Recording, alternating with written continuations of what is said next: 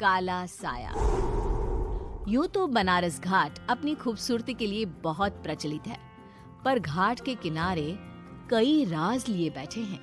ये कहानी शुरू होती है बनारस के घाट के पास बने ममता निवास से, जहाँ प्रिया लाल जोड़े में ममता के घर उसकी बहू बनकर आती है। आओ आओ बहू, घर को अपने पैरों से पवित्र करो। ममता घर की दहलीज पार कर ही रही होती है कि अचानक एक बहुत गंदी सी बास पूरे घर में फैल जाती है।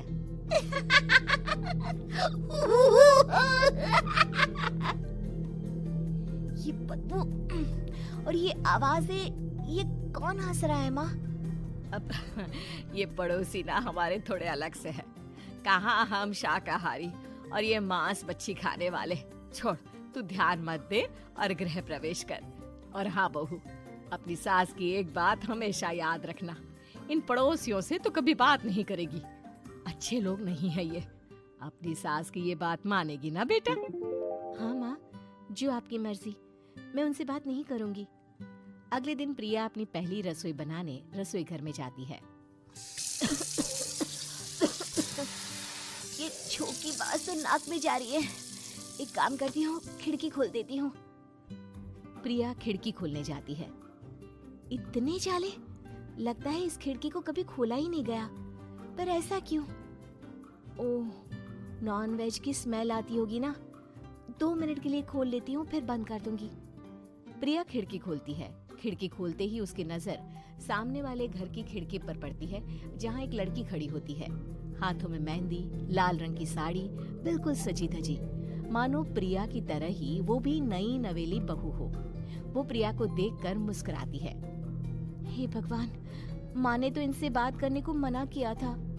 प्रिया फौरन ही खिड़की बंद कर देती है और तवे पर चढ़े रोटी की ओर देखने लगती है, पर वहाँ रोटी न होकर मछली पड़ी होती है। ये क्या? पहली ही रसोई में इतनी बड़ी गलती! हे भगवान, अब मैं क्या करूं? प्रिया बहुत डर जाती है और फौरन रसोई की सफाई करने और फिर सभी के लिए खाना बनाने लग जाती है।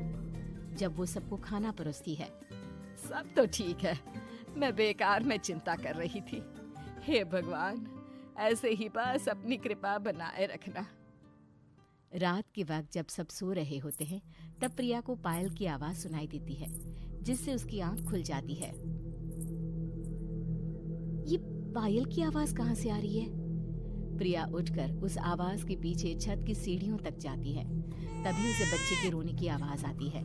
प्रिया छत पर जाती है तो क्या देखती है?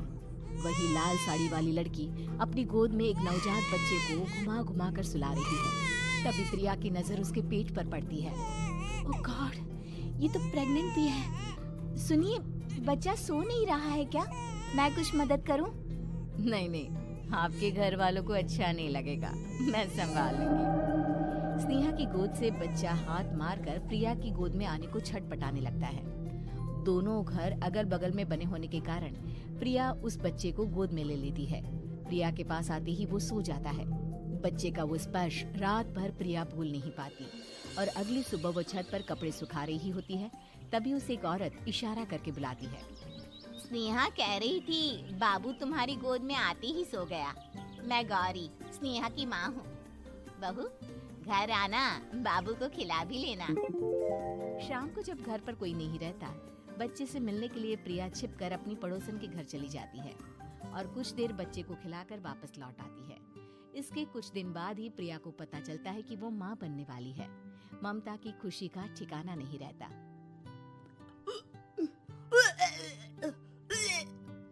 माँ जी, पता नहीं क्यों उल्टी आ रही है। प्रिया भागती हुई वॉशरूम में जाती है तो हरे और लाल रंग की उल्टी करती है। उस उल्टी में से कीड़े निकलते हैं। ये क्या? खून और ये कीड़े! माँ! माँ! प्रिया की आवाज सुनकर ममता दौड़ कर आती है, पर बेसिन में कुछ नहीं होता। प्रिया हक्की बक्की रह जाती है। ये सब क्या हो रहा है? प्रिया घबरा जाती है और अपने कमरे में जाकर सो जाती है। डर के कारण वो इतनी थक जाती है कि उसकी आंख लग जाती है। तब उसे ऐसा लगता है उसके पेट पर मानो कोई बैठा हुआ हो। कौन हो? प्रिया के पेट पर एक 5 महीने की बच्ची बैठी हुई थी, जो बुरी तरह जली हुई थी। माँ, तुम ही मुझे लाई ना अपने पेट में। मैं तुम्हारी माँ नहीं हूँ। कौन हो तुम? माँ, देखो मैं जल गई बुरी तरह से। 6 महीने पेट में रहने को भी मुझे नहीं मिला। सहला दो ना माँ। बचाओ, बचाओ, माँ। ममता दौड़कर कमरे में आती है। प्रिया की बातें सुनकर वो सब समझ जाती है। तू कहीं बगल वाले घर में तो नहीं जाकर आई ना बहू? मुझे माफ कर दो, मैं गई थी माँ। उस घर में सब मरे हुए हैं बहू। कई साल पहले स्नेहा उस घर में बहू बनकर आई थी।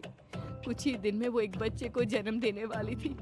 पूरा घर बच्चे के आने की खुशी में खोया था कि एक दिन अचानक उस घर में आग लग गई। सब बुरी तरह जलकर मर गए। गौरी आज भी दादी बनने का इंतजार कर रही है और इसीलिए स्नेहा ने अपना अजन्मा बच्चा तुम्हारी कोख में डाल दिया। ममता ये कह रही होती है कि पीछे से उसके पैरों को एक बच्चा पकड़ लेता है। दादी, दादी। माँ, स्नेहा की गोद में यही बच्चा था। ये बच्चा कौन है फिर? तेरी मौत है। तेरी भी दादी। जिस चीज का ममता को डर था वही हो गया। ममता निवास के ऊपर मौत ने चादर बिछा दी थी। प्रिया का पेट ऐसे बढ़ जाता है मानो 9 महीने का हो। 2 हाथ उसके पेट से बाहर निकलते हैं। बहू, संतोष को फोन कर, किसी पंडित जी को बुला बहू। प्रिया का पति भागता हुआ घर आता है। ये तो होना ही था माँ। तेरा पाप तेरे सामने आ गया तो तू सह नहीं पा रही है।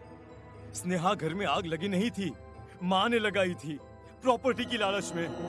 और वो बच्चा मेरी पहली पत्नी का बच्चा है, मेरा बेटा, जो कि उस आग की चपेट का शिकार हो गया था। मैंने तुमसे ये सब माँ के कहने पर छुपाया था। मुझे माफ कर दो प्रिया। तुम अगर चाहो तो यहाँ से जा सकती हो। मैं तुम्हें किसी भी बंधन में रखना नहीं चाहता। मेरी शादी हुई है आपसे, मैं आपको छोड़ नहीं सकती, पर उससे पहले हमें स्नेहा, उसकी माँ और बच्चे की आत्मा की शांति करवानी होगी। संतोष और ममता गौरी के घर जाते हैं। अंदर सब कुछ जला हुआ होता है। जमीन पर जली हुई लाशें बिखरी हुई थी। ममता रो रो कर अपनी करने की माफी गौरी से मांगती है। प्रिया स्नेहा के घर वालों का अंतिम संस्कार करवा देती है और ममता निवास फिर से आत्माओं के साए से मुक्त हो जाता है।